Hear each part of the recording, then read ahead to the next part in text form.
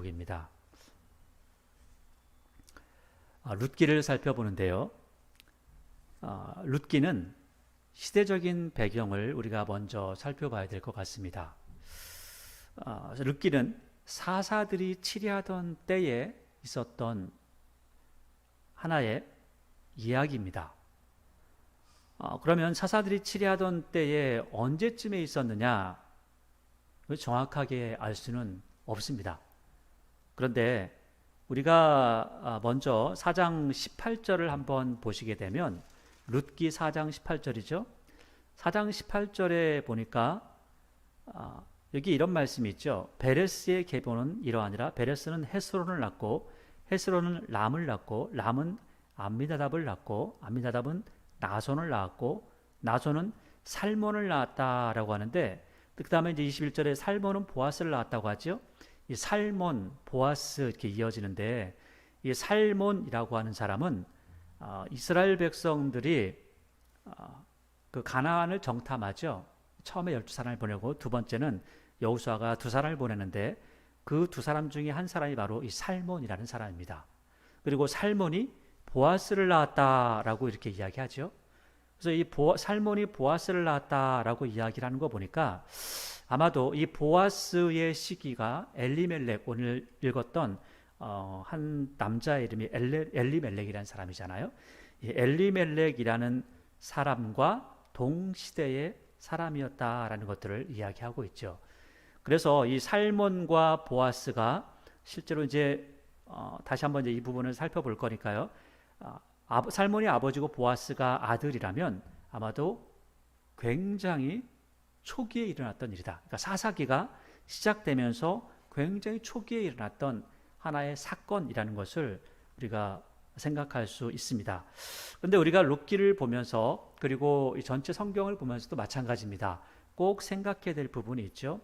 우리가 성경을 보다 보면 조금씩 이게 맞나? 이런 건가? 라고 하는 부분들이 있습니다. 조금씩은 이것은 여기 나오면 안 되는데 라고 하는 부분들도 있습니다.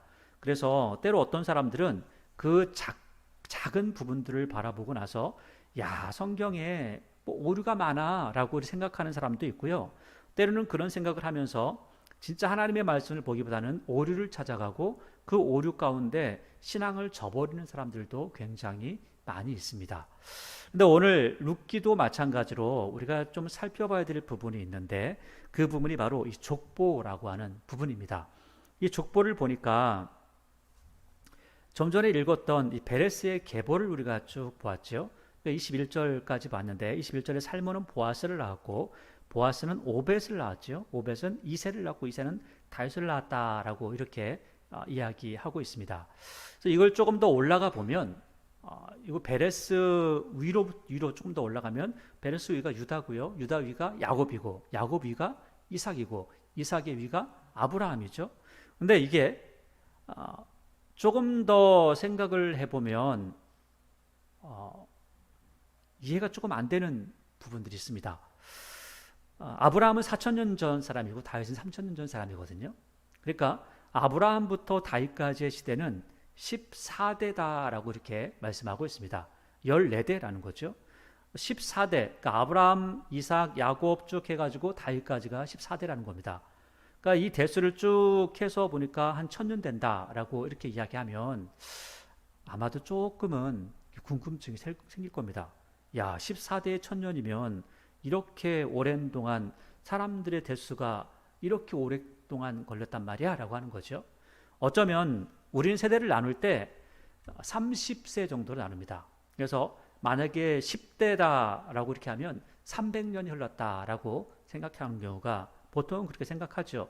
물론 아브라함이 이삭을 낳은 것은 나이가 다릅니다. 또 이삭이 야곱을 낳은 것도 세월은 많이 흘렀습니다. 야곱이 그 자녀들을 낳은 것도 세월은 많이 흘렀습니다. 그러나 그 뒤에 사람들의 나이가 그 자녀들을 낳은 걸 보면 또 그렇지 않은 부분들도 굉장히 많이 있는 것을 바라볼 수가 있죠. 그래서 특히나 이제 400년 동안 이스라엘 백성들이 애굽 땅에서 엄청나게 많이 불어났다라고 하는 것을 보면 뭐 사람들이 늦게 결혼하고 늦게 아이를 낳고 했으면 사람들이 그렇게 많이 불어날 수가 없는 거죠. 그래서 사람들이 생각하기를 14대 만에 이렇게 천년이라는 시간이 흘렀는가라고 생각을 하는데, 우리가 조금만 더 생각해 보면 알 수가 있습니다. 출애굽기라고 하는 곳에서 출애굽해서 종으로 살면서 족보를 다 기록하기는 쉽지 않았을 겁니다. 또 한편으로 생각해 보면 사사기라고 하는 시간을 우리가 살펴보았죠. 360년이라는 시간이 흘러갔다라고 하는데, 그 360년이라는 그 시간 동안이 굉장히 혼란한 시간이었다는 거죠. 그 혼란한 시간 가운데 그 혼란한 시간을 틈타서 어쩌면 족보가 이것저것 조금씩 빠뜨려진 부분들도 있다는 겁니다. 근데 이것은 사도 바울이라는 분이 굉장히 많은 고민을 했습니다. 그러니까 우리가 고민하기 이전에 사도 바울이 이것을 많이 고민했다는 거죠.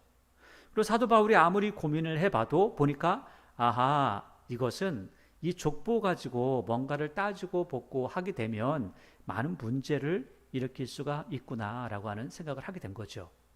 어쩌면 이 족보에 대한 부분이 나중에 마태복음에 또 기록되어지게 되는데, 이 마태복음에 기록되어지고 누가복음에 기록되어질 때 특별히 마태 같은 경우는 이것을 조금 더 편집을 하게 됩니다. 그래서 이것을 편집을 할 때 이 아브라함부터 다윗까지, 다윗부터 예수님까지의 모든 대수를 세 개의 대수로 나누게 되는데, 그 대수를 쭉 나눌 때에 14대, 14대, 14대 나누게 되죠. 물론 모든 족보, 우리가 알고 있는 족보하고도 다른 족보를 쓰고 있습니다. 물론 우리가 다 아는 사람들의 족보를 쓰지만 중간중간에 빠진 사람들이 있다는 거죠. 그래서 그 족보를 보게 되면 이거 틀린 거 아니야? 라고 하는데, 그것도 또 다른 이야기라는 거죠. 왜냐하면 마태가 하고 싶은 이야기가 있었다는 겁니다. 마태가 하고 싶은 것은 아브라함을 이야기하고 싶고 다윗을 이야기하고 싶었죠. 그래서 그 다윗의 이름의 그 음가, 그 다윗이라고 하는 그 숫자를, 그 단어를 다 배열을 하게 되면, 우리나라 말은 기역 니은의 숫자가 없지만 히브리어에는 알렙벳 하면 숫자가 있습니다. 1, 2, 3, 4, 다음에 10, 20, 30, 40 이렇게 100, 200, 300 이렇게 간다는 거죠. 그래서 이런 부분들을 가지고 생각을 해보니까, 다 따져보니까 14라는 숫자가 나오더라. 그래서 결국은 다윗이라는 사람, 마태는 다윗이라는 사람을 강조하고 다윗이 누구인지, 그리고 예수님께서 누구의 후손으로 오셨는지를 정확하게 알려주고자 하는 그런 뜻이 있었다는 거죠. 그래서 그렇게 보게 되면 사도 바울만 고민한 것이 아니라 사도들도 그런 고민한 흔적이 성경에서 많이 볼 수가 있다는 거죠. 그래서 사도 바울은 이러한 고민을 먼저 했기 때문에 많은 사람들이 이러한 고민을 할 거라고 또 생각을 했던 겁니다. 특별히 그래서 사도 바울은 디도나 디모데를 내 아들이다라고 이렇게 했거든요.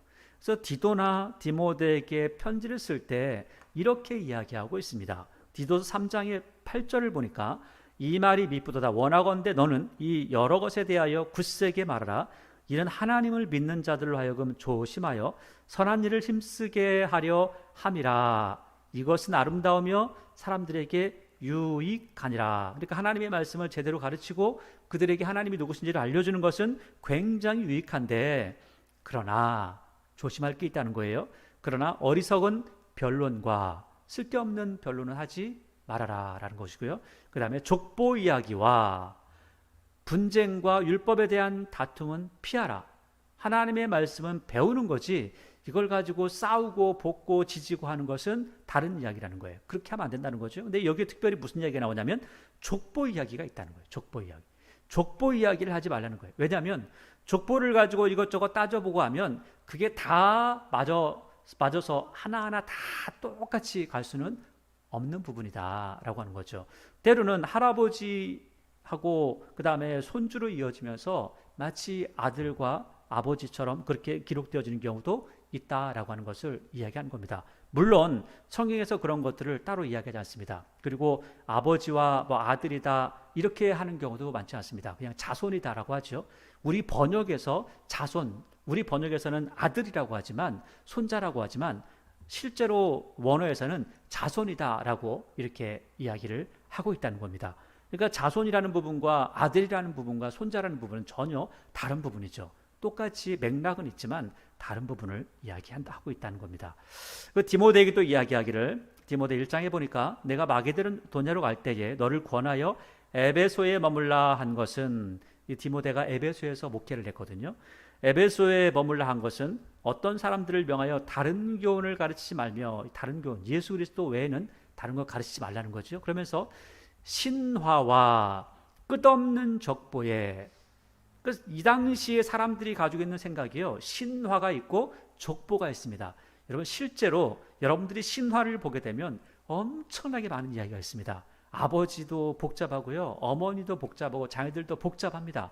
그러니까 이 신화와 그 다음에 끝없는 족보, 이 신화의 족보가 있고 또 성경에 대해서도 또 족보로 들어가는 경우가 많이 있다는 거예요. 그래서 여기에는 몰두하지 말게 하려 함이라. 이런 것은 믿음 안에 있는 하나님의 경륜을 이름보다 도리어 변론을 낸다. 그러니까 자꾸 족보에 너무 들어가가지고 이건 이렇고, 이건 날짜가 다른 것 같아, 이건 나이가 뭐 이런 것 같아 라고 하는 것을 너무 따지지 않았으면 좋겠다라고 하는 것을 말씀을 하고 있습니다.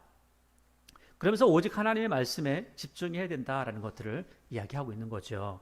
그래서 이 룻기라고 하는 것이 어쩌면 오늘 이 말씀을 따라서 보니까 살몬은 보아스를 낳았다라고 하는 걸 보니까 아마도 이 보아스가 나오는 걸 봐서 살몬과 보아스가 진짜 아들과 아버지의 관계라면, 만약에 그게 아니고 자손이라면 조금 더 떨어질 수도 있겠죠.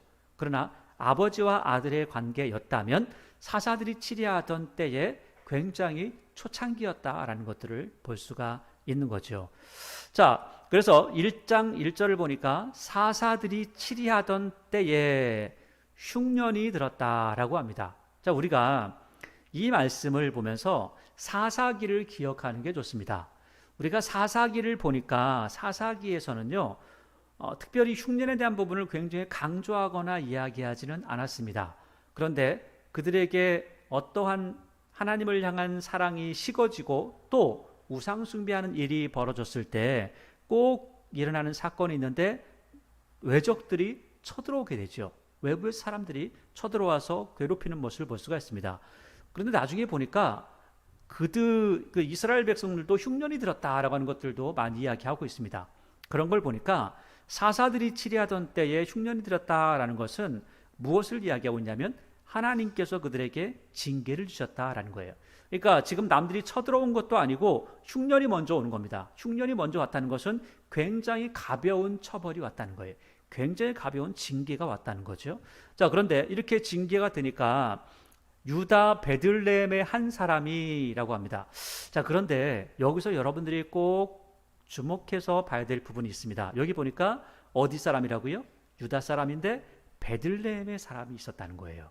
자, 그리고 나중에 우리가 사무엘상을 보게 되면, 룻기와 사무엘상을 보게 되면 룻기는 처음에 베들레헴의 한 사람이라고 나오고요, 사무엘상을 보면 에브라임 지파 중에 엘가나라는 사람이 나오는 것을 볼 수가 있습니다. 자, 이 부분을 여러분들이 좀 생각하면서 봐야 될 이유가 있어요. 왜냐하면 사사기를 보게 되면 사사기에서 많은 그 사사들이 나와서 이런저런 일들을 한다라고 하는데, 나중에 17장 이후에서 왜 이스라엘 백성들이 그렇게 타락했는가라는 것들을 이야기할 때 그 타락한 사람들을 이야기하면서 나오는 지명이 있고요, 사람의 이름이 있습니다.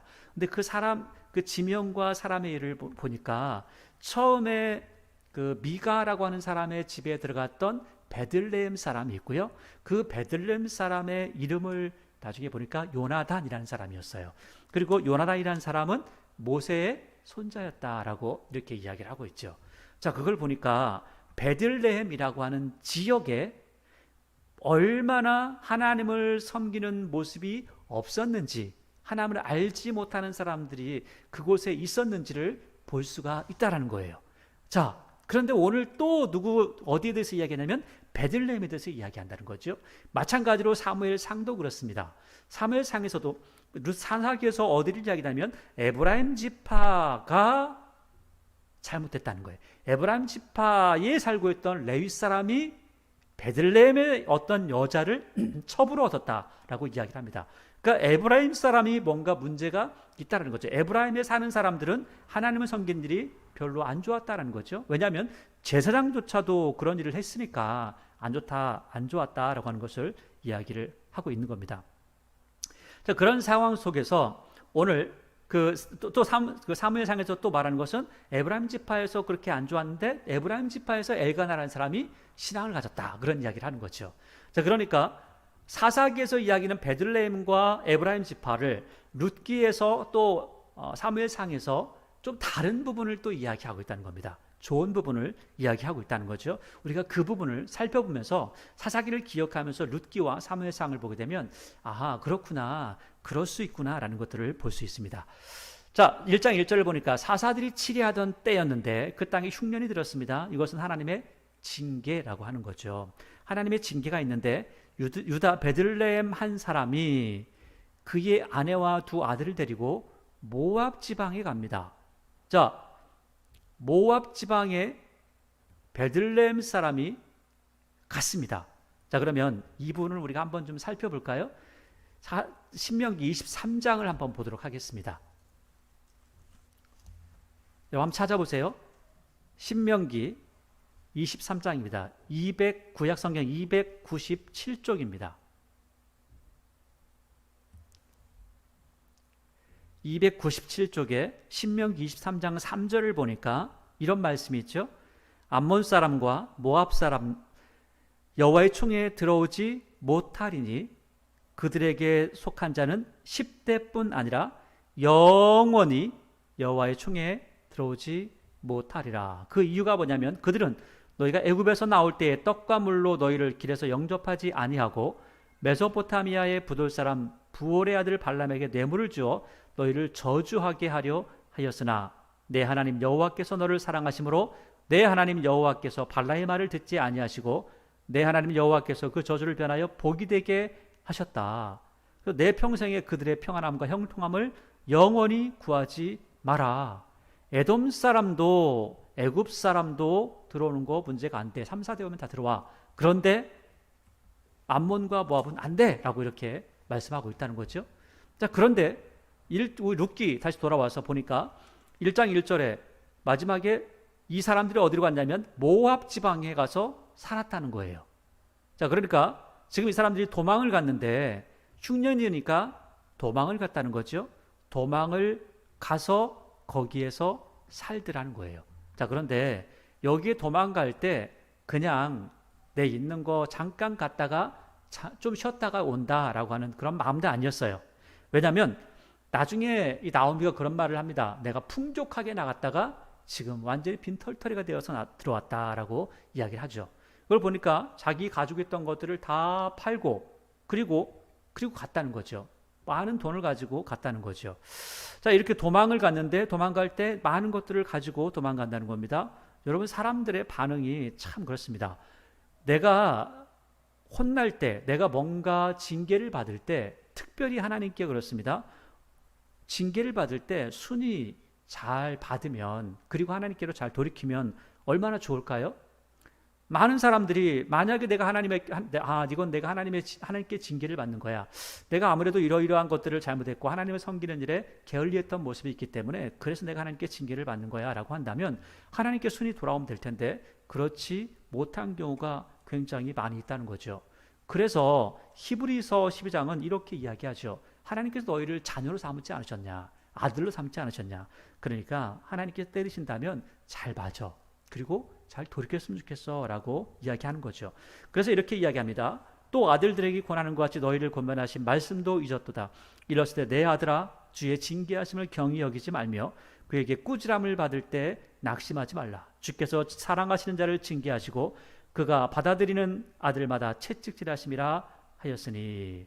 이 말씀은 뭐냐면 징계가 있다는 것은 아직 관심이 있고 사랑이 있다는 표입니다.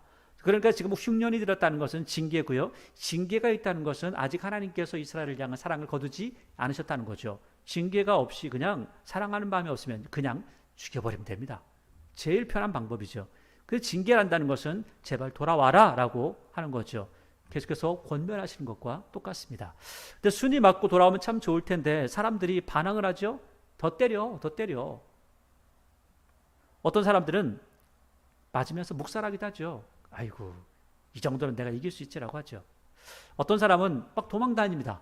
오늘 도망 다녔던 사람 엘리멜렉이죠. 그래서 2절에 그 사람의 이름은 엘리멜렉이다라고 이렇게 이야기합니다. 그런데요, 도망가도 소용없습니다. 왜냐하면 하나님은 무소부재하시기 때문입니다. 하나님은 여기만 계신 게 아니고요, 저기도 계세요. 하나님은 한국에만 계신 게 아니고 미국에도 계세요. 그렇기 때문에 하나님은 무소부재하시기 때문에 아무리 도망가봐야 소용이 없다. 그러니까 어떻게 하라고요? 순히 맞고 회개하고 돌이켜야 된다는 겁니다. 그런데 이 사람은 도망갔죠?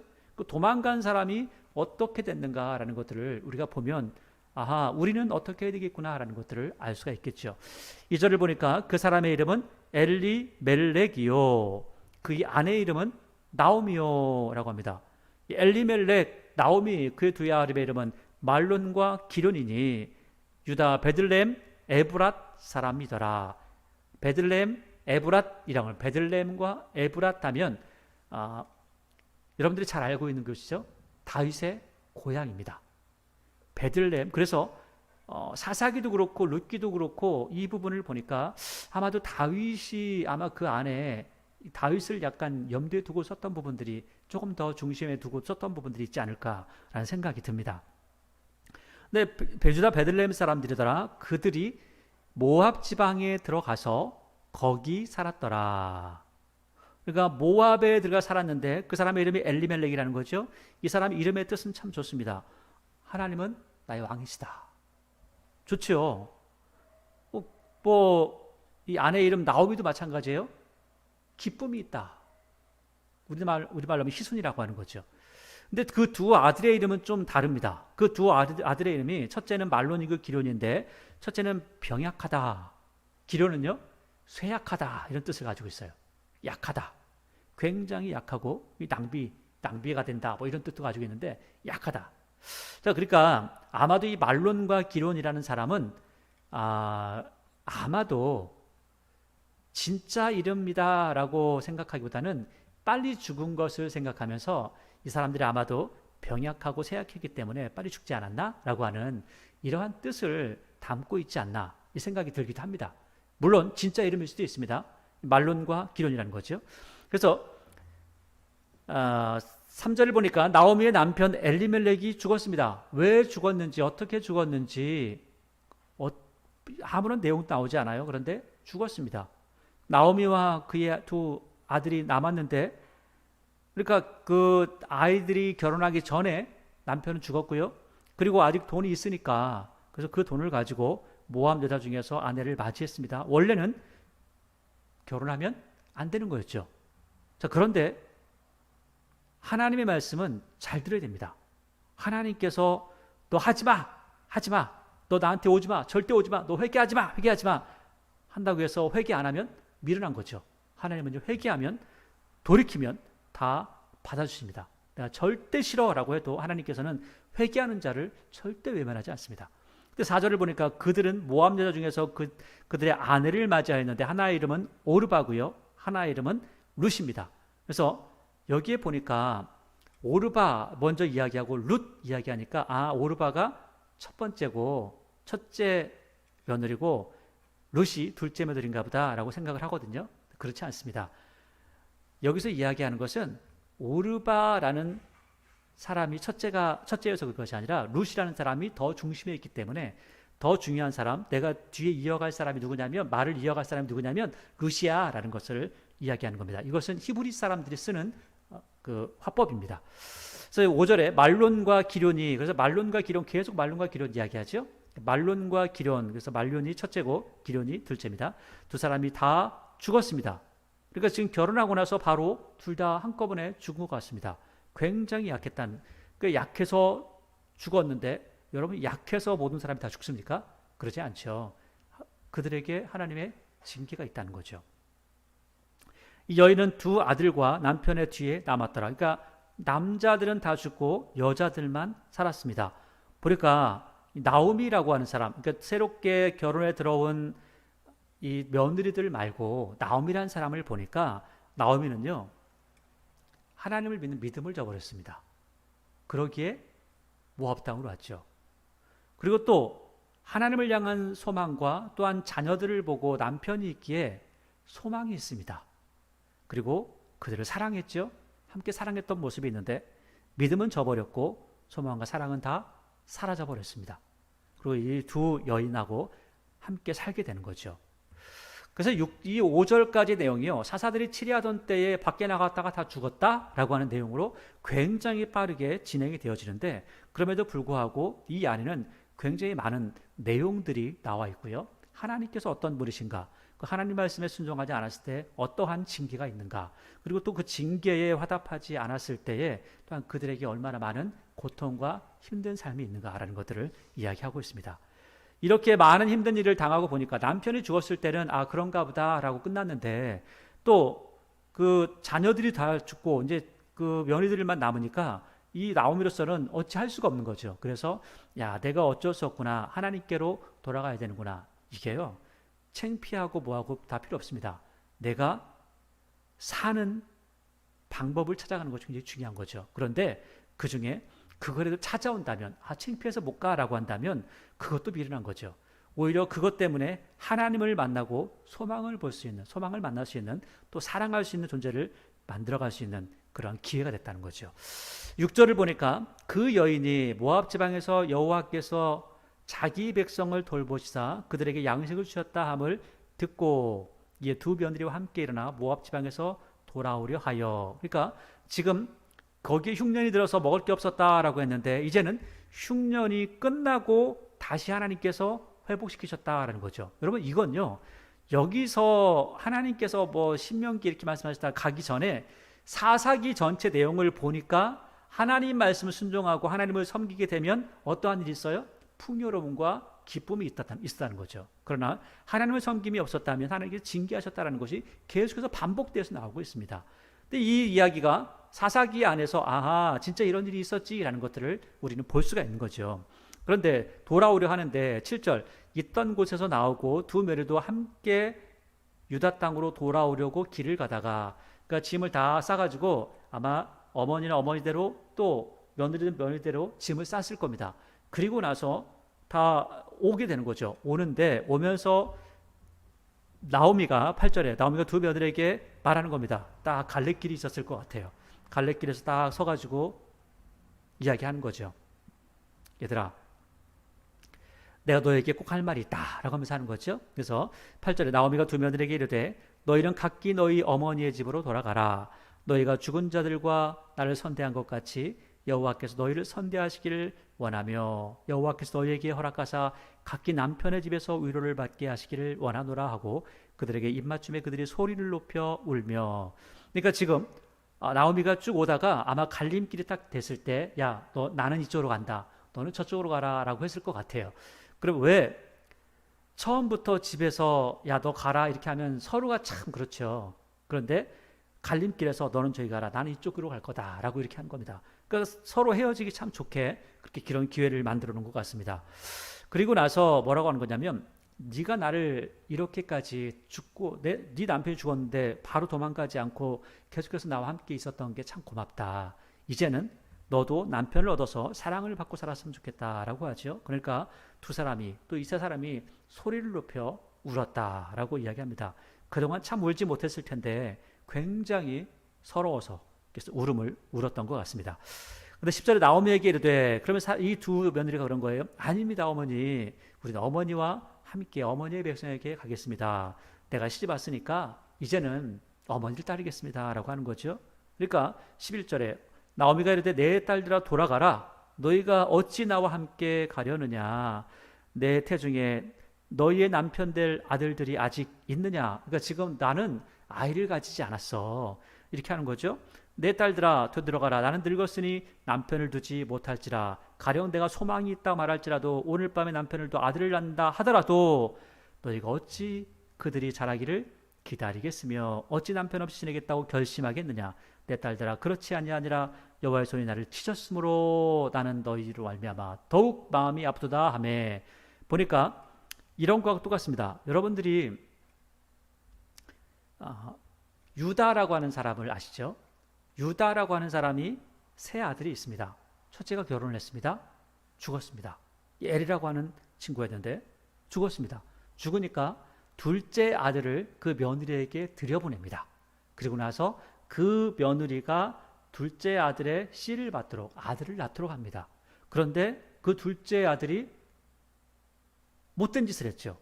그러니까 하나님께서 오난도 쳐서 죽이십니다. 자, 이런 일들을 보니까 이게 이스라엘 백성들에게 만약에 첫째 아들이 먼저 죽어서 며느리에게 아들이 없다면 그 첫째 아들에게 재산을 넘겨주고 또 아들을 넘겨줄 수 있도록 하기 위해서 그러한 일들을 했다라는 거죠. 그래서 기업 물을 자를 그에게 낳게 해줘라 라고 하는 부분들이 있는 겁니다. 그래서 지금 나오미가 뭐라고 하는 거냐면 내가 아들을 낳아서 너희들에게 줄 수가 없어. 난 지금 아이를 못 낳는다 라고 이렇게 하는 거죠.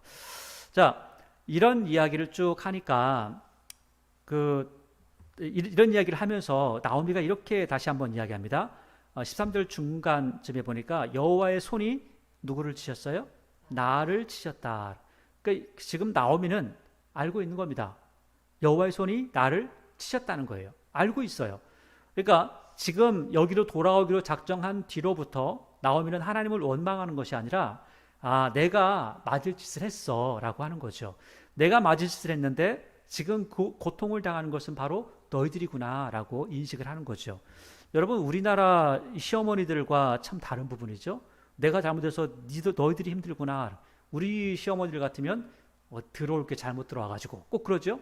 그게 잘못된 생각인데 오늘 나오미는 그런 생각을 가지면서 너희로 말미암아 나는 내 마음이 더 아파라고 이야기를 하고 있습니다.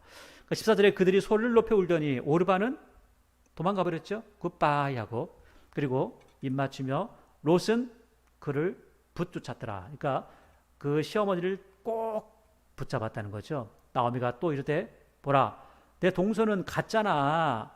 그의 신들에게로 돌아갔어. 그의 백성과 그의 신들에게로 돌아갔다. 그러니까 지금 이 모압이라는 땅으로 갔다는 것은 신을 따라간다는 것이고 백성을 따라간다는 겁니다. 그러니까 지금 이 롯은 나는 절대로 어머니 따라갈 거예요 라고 한다는 거죠. 그러니까 16절에 롯이 이르되 내게 어머니를 떠나며 어머니를 따르지 말고 돌아가라 강권하지 마옵소서. 어머니께서 가시는 곳에 나도 가고 어머니께서 머무시는 곳에서 나도 머물겠나이다. 어머니의 백성이 나의 백성이 되고 어머니의 하나님이 나의 하나님이 되시리니. 이 부분을 여러 가지 해석을 합니다. 많은 부분을 해석하는데 저는 이 롯을 보니까 롯은 어머니를 따라오는 그 효심도 있었고 그러면서 또 한 가지가 있었던 것 같습니다. 그것은 하나님이 누구신지에 대해서 알았던 것 같습니다. 만약에 하나님이 누구신지에 대해서 잘 알지 못하고 하나님이나 모압 신이나 똑같은 신이야 라고 하는 생각을 가졌다면 따라오기가 쉽지 않았을 것 같습니다. 그런데 아마도 오늘 이 부분을 쭉 읽어보니까 여기서 이렇게 제일 마지막에 이야기하죠. 하나님이 나의 하나님이 되실 겁니다. 어머니 하나님이 나의 하나님이 된다는 거예요. 그러니까 아주 짧은 시간 사실 하나님 믿는 가정에 와서 좋은 일을 당한 것도 아니고 굉장히 고통스러운 일을 당했던 이 사람이 오늘 고백하는 것은 이렇게 고백하는 거죠. 어머니 하나님이 나의 하나님이 될 겁니다. 아니 자기가 경험했던 하나님은 한 번도 은혜와 자비를 경험해 본 적이 없는 하나님입니다. 그런데도 불구하고 오늘 룻이 기가 막힌 신앙 고백을 하고 있는 거죠. 어머니 하나님, 그분이 바로 나의 하나님이 될 겁니다. 나는 절대 떠나지 않을 겁니다. 그러면서 또 뭐라고 하냐면 17절에 그 뒤에 이렇게까지 또 이야기를 해요. 어머니께서 죽으시는 곳에서 나도 죽어 거기 묻힐 것이라. 내가 만일 내가 죽는 일 외에 어머니를 떠나면 여호와께서 내게 벌을 내리시고 더 내리시기를 원하나이다 하는지라. 내가 어머니를 떠날 수 없습니다.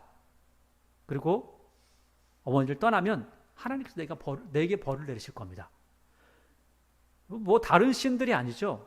자기가 원래 자기가 믿었던 신이 모압 신이거든요. 그모스라는 신입니다. 그렇다면 이렇게 고백하는 게 맞을 것 같아요. 내가 어머니를 따르지 않는다면 그모스 신이 나를 이렇게 해도 내게 벌을 내려도 난 뭐 달게 받을 겁니다. 그럴 수 있을 것 같아요. 왜냐하면 지금 하나님이란 존재란 것은 불과 길게 잡아도 몇 년이고요. 짧게 잡으면 몇 달일 수도 있습니다. 그런데 하나님을 안 것이 이렇게 짧고 그 모습을 안 것은 더 많은 기간이었음에도 불구하고 하나님에 대해서 이야기하고 하나님을 믿는다라는 그런 신앙 고백을 하고 있다는 거죠. 실제로 자기 집에 가면 훨씬 더 편하고 훨씬 더 좋을 겁니다. 그런데 오늘 룻은 하나님을 섬기겠습니다라는 신앙 고백을 하죠. 그러니까 룻기를 읽는데 기가 막히게도 하나님을 알지 못했던 사람이 더 하나님을 따르겠다라고 하는 그런 모습을 보여주죠. 마치 우리가 여호수아서를 보면 라합이라고 하는 여인이 하나님에 대해서 전도자를 통해서 들은 것도 아니고 술 마시는 사람들을 통해서 들었던 그 모습을 가지고 하나님을 섬기고 결국 하나님의 백성이 되었던 것처럼 오늘 룻도 마찬가지입니다. 굉장히 어려운 상황이었지만 그 어려운 상황 속에서 나오미가 아마도 하나님이 누구신지에 대해서 좀 말을 했던 것 같습니다. 그 짧은 이야기로 하나님을 알았다는 거죠. 그래서 나오미가 18절에 나오미가 룻이 자기와 함께 가기로 굳게 결심함을 보고 그에게 말하기를 그쳤습니다. 그러니까 아하, 다른 건 모르겠는데 야, 하나님께 대고 맹세를 하네. 하나님을 섬기겠다고 하네. 그래서 말을 하지 못합니다. 그러니까 19절에 이제 돌아가죠. 19절에 이에 그 두 사람이 베들레헴에 갔더라. 베들레헴에 이를 때에 온 성읍이 그들로 말미암아 떠들었다라고 하는데 떠들었다라고 하는 내용을 나중에 내용을 전체를 보게 되면 굉장히 비꼬고 조롱하는 말투를 하고 있습니다. 떠들며 이러기를 이렇게 이야기하는 거죠. 야, 제 말이야. 이가 나오미가 아니냐? 이 사람 나오미 아니야? 야, 저 사람 나오미 아니냐? 야, 나오미인데 그러는 거죠. 그러니까 예전에 나갈 때 이 나오미가 나갈 때는 굉장히 부자로 나갔거든요. 자기 집도 있고 자기 땅도 있고 그래서 잘 지어 먹다가 그럼에도 불구하고 또 때로는 그 모든 것들을 다 팔아가지고 이제는 부자로 나갔던 그 사람이 아니냐는 거예요. 여러분, 여기 나오미라고 하는 사람이 부자였다고 다시 한번 말씀드리는데 부자라면 꼭 해야 될 일이 있습니다. 이것은 야고보서를 통해서 하나님께서 말씀하시고 있고요. 또 그 야고보서 내용은 전체 창세기에서 이 신명기까지 내용을 통틀어서 이야기하는 겁니다. 부자라면 가난한 사람을 도와주는 마음이 있어야 돼. 그들을 도와줘야 돼. 그런데 엘리멜렉을 보니까 자기가 부자인데 가난한 사람을 도왔습니까? 아니죠. 자기의 풍족함을 위해서 뺏기지 않기 위해서 오히려 팔아서 도망갔던 모습을 볼 수가 있는 거죠. 그러니까 나오미 아니냐라고 하니까 20절에 나오미가 그 말을 딱 받습니다. 그 말을 받고 화를 내거나 또 막 싸우거나 그러지 않습니다. 그렇지 않고 20절에 보니까 나오미가 그들에게 이르되 나를 나오미라고 부르지 마라. 너희들도 알고 있지 않냐? 지금 내 행색을 보고 다 알고 있지 않냐? 그러니까 나를 다음부터는 나오미라고 부르지 마. 나오미라는 뜻이 기쁘다라는 뜻이니까 나를 기쁘다, 좋다라고 부르지 말고 나를 마라라 불러라. 마라는 쓰다, 고통스럽다 이렇게 표현하는 거죠. 나는 정말 힘들다. 나 정말 고통스러운 일들을 당했다. 실제로 그렇죠. 사람이 당할 수 있는 가장 큰 고통 중에 큰 고통이 첫째는 이별하는 거고요. 자기 남편과 사별하는 거고요. 둘째는 자녀들을 먼저 보내는 거죠. 근데 이 두 가지의 고통을 다 겪었잖아요. 그러니까 사람들이 겪을 수 있는 고통 중에 가장 큰 거를 다 겪고 살아왔지 않냐. 그러니까 지금 나를 말하라 불러라. 그러면서 뒤에 이야기하죠. 이는 전능자가 나를 심히 괴롭게 하셨습니다. 이걸 보니까 이 이야기는 13절에 여호와의 손이 나를 치셨으므로 내가 마음이 아프다. 그러니까 하나님께서 나를 치셨다. 이 신앙 있는 모습을 빌어서 보고 그 뒤에 내용도 보니까 이 내용은 뭐냐면 하나님께 나를 심히 괴롭게 하셨다. 이것을 마라라고 하는 뜻을 가지고 그대로 표현을 한 겁니다. 그런데 하나님께서 나를 괴롭게 하셨다. 내가 왜 이렇게 됐냐면 하나님께 순종하지 않아서 내가 결국 이렇게 맞고 돌아왔다. 다시 돌아왔다. 나는 돌아온 탕자다라고 그렇게 고백을 하는 겁니다. 그러면서 21절에 고백을 하죠. 내가 어떻게 나가요? 풍족하게 나갔더니. 내가 나갈 때는 풍족했는데 여호와께서 내게 비어 돌아오게 하셨느니라. 그러니까 하나님께서 나를 징계하셨다는 거예요. 그 이야기를 바로 뒤에 하고 있죠. 여호와께서 나를 징벌하셨고 전능자가 나를 괴롭게 하셨거늘 너희가 어찌 나를 나오미라 부르느냐 하니라. 그러니까 지금 나오미가 알고 있는 거예요. 내가 풍족하게 나간 것도 잘못된 거고 지금 비어 들어오는 것도 내가 아무것도 없이 들어오는 것 빈털털이 들어오는 것도 맞는 거야. 왜냐하면 하나님 말씀대로 하지 않았기 때문에 내가 징벌을 받은 거야. 이런 것들을 쭉 이야기해 보니까 20절의 마지막 부분에 나를 말하라 부르라 이는 전능자가 나를 심히 괴롭게 하셨다라는 것은 다 그냥 내가 그런 거야. 내가 잘못했어 라고 하는 것들을 인정하는 거죠. 그래서 너희가 어찌 나를 나오미라 부르느냐 하니라. 그러니까 내가 슬픈 사람이다. 나는 괴로운 사람이다. 나는 기쁜 사람이 아니야. 실제로 나오미의 상황이 그렇다는 거죠.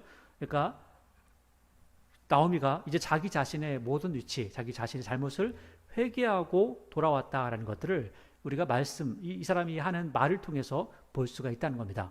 그러니까 여러분 여기서 보니까 나오미가 하나님 앞에 회개하면서 말로 어떻게 했다 이것을 하나님과 회개한 게 아니다라고 생각할 수 있는데 그게 아니라 회개라는 것은 하나님께 돌아오는 겁니다. 하나님께 자기 잘못을 인정하고 돌아오는 거예요. 그래서 하나님께 나를 징벌하신 것 달게 받고 옵니다 라고 고백하는 거죠. 그러면서 22절을 이야기하죠.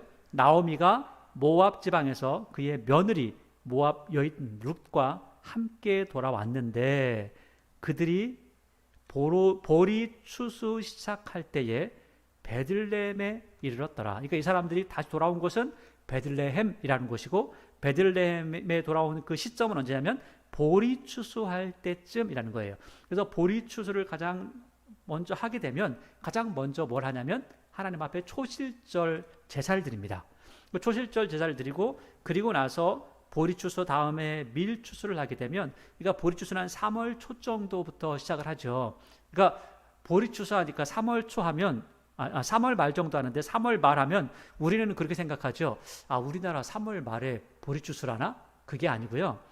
3월 말이면 우리나라보다 2달 반 정도를 뒤로 갑니다. 그렇기 때문에 3월 말이니까 4월, 5월, 6월 정도가 되겠죠. 근데 이 정도의 시간이 됐을 때에 보리 추수를 한다는 거죠. 그래서 이 보리 추수하고 밀을 거두고 오순절을 지내고 이렇게 하는 거죠. 이런 시간들이 쭉 있다는 겁니다. 그래서 이런 시간들, 그러니까 보리 추수할 때에 왔다는 것은 지금 먹을 것이 있을 때 찾아왔다. 그러니까 묵은 곡식을 먹는 것이 아니라 지금까지 남아있던 것이 아니라 새롭게 추수한 것을 먹는 시기에 돌아왔다. 그리고 나서 먹을 것이 없으니까 2장부터는 먹을 것을 찾아서 그곳에 가서 일을 하면서 이삭을 줍는다라는 이야기를 합니다. 오늘 룻기 1장 말씀을 전체 살펴보았는데 룻기는 언제 일어난 사건이라고요? 사사들이 치리하던 때에 있는 겁니다. 자, 그런데 우리가 사사기를 쭉 살펴봤는데 사사기에서는 좋은 내용이 하나도 없었죠. 그리고 실제로 우리가 룻기를 1장 전체를 보니까 좋은 내용이 있습니까? 1장에서도 좋은 내용이 없습니다. 그런데 룻기 전체는요, 처음에는 고통스럽고 좋지 않은 내용들, 하나님께 징계받는 모습이 나오지만 가면 갈수록 하나님의 말씀과 은혜를 나누는, 그리고 하나님께서 어떤 분이신지를 정확하게 보여주는 사건들을 이야기하고 있다는 거죠. 그러니까 하나님의 징계를 받았을 때 이스라엘 백성들이 하나님 앞에 회개하지 아니하고 때로는 하나님 앞에 회개한다 할지라도 잠깐 동안 하고 다시 또 돌아서고 하나님께 또 돌아서고 하는 모습을 보았는데 룻기는 하나님께 돌아와서 끝까지 하나님을 섬겼다라는 내용들을 이야기하고 있다는 거죠. 특별히 오늘 말씀은 룻기는 이렇게 이야기하고 있습니다. 사사들이 치리하던 때에 하나님의 매맞는 것을 두려워서 도망갔던 사람이 있다. 그런데 결국은 그 사람이 하나님의 징계를 받고 결국은 거기서 죽은 사람들이 있고 또 돌아온 사람이 있다라는 것들을 이야기하죠.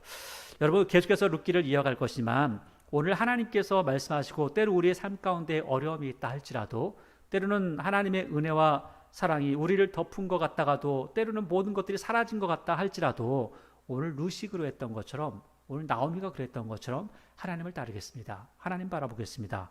라고 따라오는 모습이 여러분의 모습 가운데, 제 모습 가운데 있기를 원합니다.